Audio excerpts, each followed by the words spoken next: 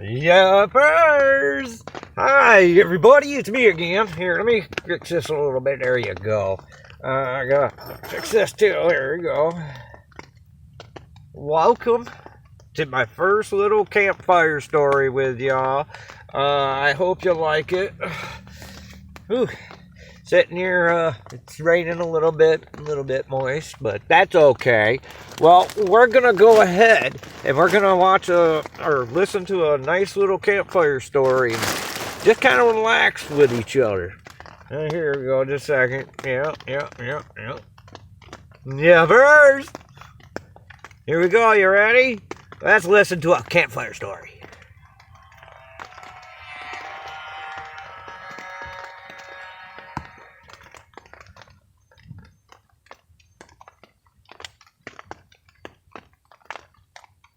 This is good. Bedtime is supposed to be a happy event for a tired child. For me, it was terrifying. While some children might be complaining about being put to bed before they finish watching a film or playing their favorite video game, when I was a child, nighttime was something to truly fear. As someone who was trained in the sciences, I cannot prove that what happened to me was objectively real, but I can swear that what I experienced was genuine horror. Fear which in my life, I'm glad to say, has never been equaled. Got me a new I will one. relate it to you all now as best I can. Think of it what you will, but I'll be glad just to get it off my chest. I can't exactly remember when it started, but my apprehension towards falling asleep seemed to correspond with being moved into a room of my own. I was 8 years old at the time, and until then I had shared a room quite happily with my older brother. As is perfectly understandable for a boy 5 years my senior, my brother eventually wished for a room of his own, and as a result, I was given the room in the back of the house.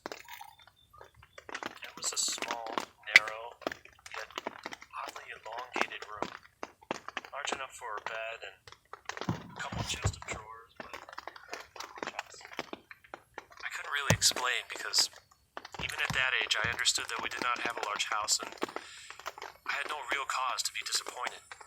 It was a happy childhood during the day. A solitary window looked over our back garden. Nothing out of the ordinary, but during the day, the light which crept into that room seemed almost hesitant. As my brother was given a new bed, I was given the bunk beds, which both of us used to share. While I was not upset about sleeping on my own, I was excited at the thought of being able to sleep in the top bunk, which seemed far more adventurous to me. From the very first night, I remembered a strange feeling of unease creeping slowly from the back of my mind. I lay in the top bunk, staring down my action figures and cars strewn across the green-blue carpet. As imaginary battles and adventures took place between the toys on the floor, I couldn't help but feel that my eyes were being slowly drawn towards the bottom of the bunk, as if something was moving in the corner of my eye, something which did not wish to be seen. The bunk was empty, impeccably made with a dark blue blanket tucked in neatly, partially covering two rather bland white pillows. I didn't think anything of it at the time, as I was a child, and the noise slipping under my door from my parents' television bathed me in a warm sense of safety and well-being. I fell asleep. When you awaken from a deep sleep to something moving or stirring, it can take a few moments for you to truly understand what is happening. The fog of sleep hangs over your eyes and ears when lucid. Something was moving. There was no doubt about that. At first, I wasn't sure what it was. Everything was dark, almost pitch black. But there was enough light creeping from outside to outline the narrow, suffocating room. Two thoughts appeared in my mind almost simultaneously. The first was that my parents were in bed because the rest of the house lay both in darkness and silence.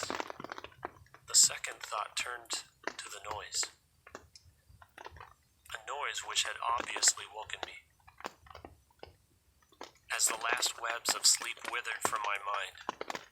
The noise took a more familiar form. Sometimes the simplest of sounds can be the most unnerving. A cold wind whistling through a tree outside. A neighbor's footsteps uncomfortably close. Or, in this case, the simple sound of bed sheets rustling in the dark. That was it. Bed sheets rustling in the dark as if some disturbed sleeper was attempting to get too comfortable in the bottom bunk. I lay there in disbelief, thinking that the noise was either in my imagination or perhaps my pet cat finding somewhere comfortable to spend the night. Oh, yes, kitty cat. It was then that I noticed my door, shut, as it had always been as I'd fallen asleep. Perhaps my mom had checked in on me, and the cat had snuck into my room then. Yes, that must have been it. I turned to face the wall, closing my eyes in the vein of hope that I could fall asleep again. As I moved, the rustling noise from underneath ceased. I thought that I must have disturbed my cat, but I quickly realized that the visitor in the bottom bunk was much less mundane than my pet trying to sleep, and much more sinister. The disturbed sleeper began to toss and turn violently, like a child having a tantrum in their bedroom. I could hear the sheets turn and twist with increasing ferocity. Fear then gripped me. Not like the subtle sense of unease I had experienced earlier, but now potent and terrifying. My heart raced as my eyes panicked, scanning the almost impenetrable darkness. I let out a cry. I instinctively shouted to my mother. I could hear something stir in the other side of the house, but as I began to breathe a sigh of relief that my parents were coming to save me, the bunk bed suddenly started to shake violently as if gripped by an earthquake, scraping against the wall. I could hear the sheets below me thrashing around as if tormented by malice. I did not want to jump down to safety, as I feared the thing at the bottom bunk would reach out and grab me. I wonder if it's his pulling me brother into the or something. darkness. So I stayed there, white knuckles clenching my own blanket like a shroud of protection. The wait seemed like an eternity. The door finally, and thankfully, burst open, and I lay bathed in light while the bottom bunk, the resting place of my unwanted visitor, lay empty and peaceful. Right. I cried, and my mother consoled me. Tears for tears, followed by relief, streamed down my face. Yet, through all the horror and relief, I did not tell her why I was so upset. I cannot explain it, but it was as though whatever had been in that bunk would return if I even so much as spoke of it, or uttered a single syllable of his existence. Whether that was the truth, I don't know, but as a child I felt as if that unseen menace remained close, listening. My mother lay in the empty bunk, promising to stay there until morning. Eventually my anxiety diminished. Tiredness pushed me back towards sleep. But I remained restless, waking several times momentarily to the sound of rustling bedsheets. I remember the next day wanting to go anywhere, be anywhere, but in that narrow, suffocating room.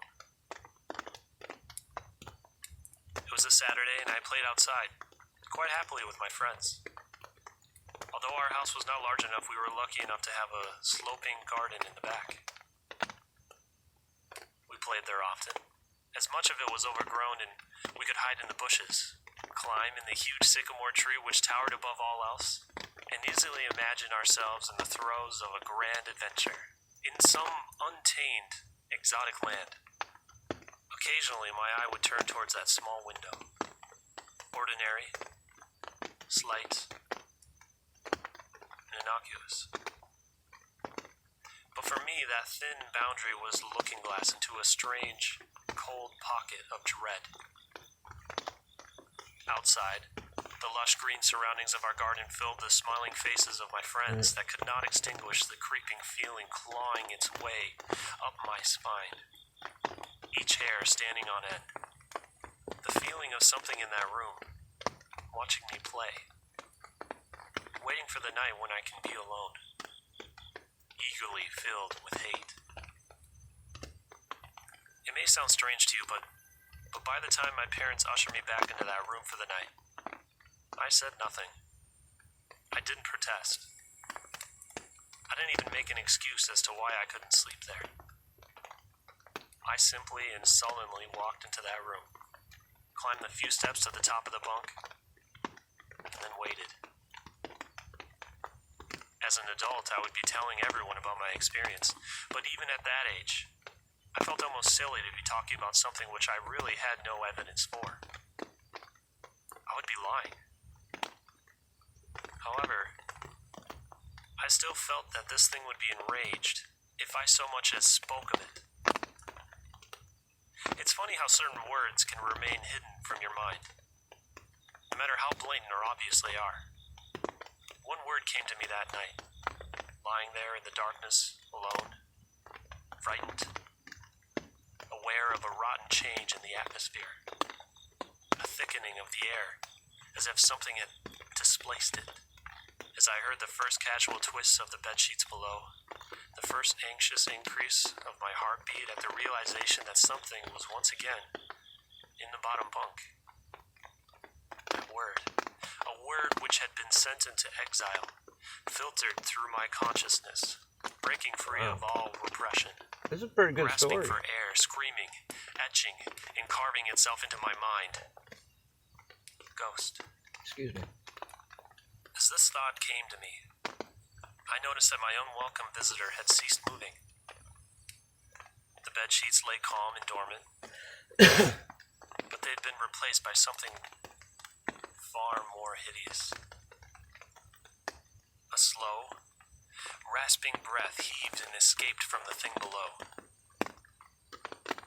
I could imagine his chest rising and falling with each sordid, wheezing, and garbled breath. I shuddered, and hoped beyond all hope that it would leave me without occurrence. The house lay, as it had the previous night, in a thick blanket of darkness. Silence prevailed, all but for the perverted breath of my as yet unseen bunkmate. I lay there terrified. I just want this thing to go, to leave me alone.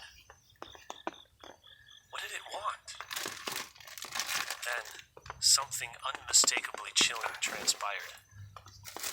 It moved. It moved in a different way from before. When it threw itself around in the bottom bunk, it seemed unrestrained, without purpose, almost animalistic. This movement, however, was driven by awareness, with purpose, with a goal in mind. For that thing lying there in the darkness, that thing which seemed intent on terrorizing a young boy, calmly and nonchalantly sat up. Right. Its labored breathing had become louder as only a mattress and a few flimsy wooden slats separated my body from the unearthly breath below. I lay there, my eyes filled with tears. A fear which mere words cannot relate to you or anyone else coursed through my veins. I would not have believed that this fear could have been heightened. It's a mosquito towel. But I was so wrong. I imagined what this thing would look like, sitting there listening from below my mattress, hoping to catch the slightest hint that I was awake. Cool. Come in handy. Imagination then turned into an unnerving reality. No mosquitoes here. It began to touch the wooden slats which my mattress sat on. It seemed to caress them carefully, running what I imagined to be fingers and hands across the surface of the wood. Then, with great force, it prodded angrily between the two slats into the mattress. Even through the padding, it felt as though someone had viciously stuck their fingers into my side. I let out an almighty cry. The wheezing, shaking, and moving thing in the bed below replied in kind by violently vibrating the bunk as it had done the night before. Small flakes of paint powdered onto my blanket from the wall as the frame of the bed scraped along it, backwards and forwards. Once again, I was bathed in light, and there stood my mother, loving, caressing, as she always was, with a comforting hug and calming words which eventually subdued my hysteria. Of course, she asked what was wrong, but I could not say. I dare not say. I simply said one word over and over and over again. Nightmare. This pattern of events continued for weeks, if not months. Night after night, I would awaken to the sounds of rustling sheets. Each time I would scream as to not provide this abomination with the time to prod and feel for me. With each cry, the bed would shake violently, stopping with the arrival of my mother, who would spend the rest of the night in the bottom bunk, seemingly unaware of the sinister force torturing her son nightly. Along the way, I managed to feign an illness a few times and come up with... Oh, my bad. I went to check to see the timing on it, see where we're at.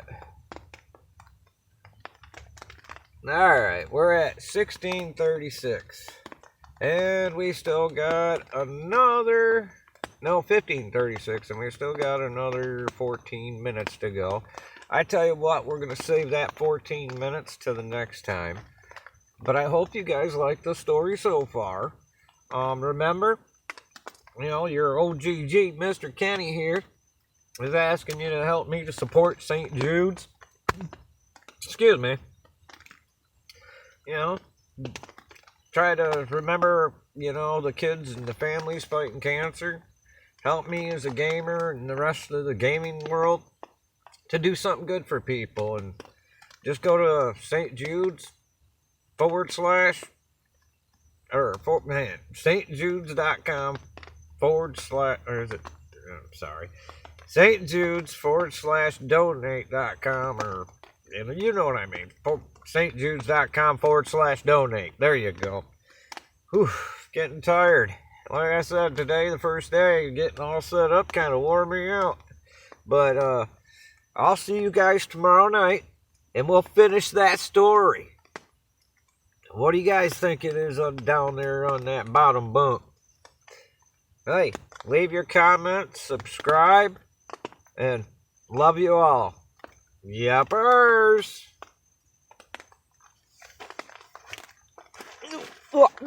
Ugh.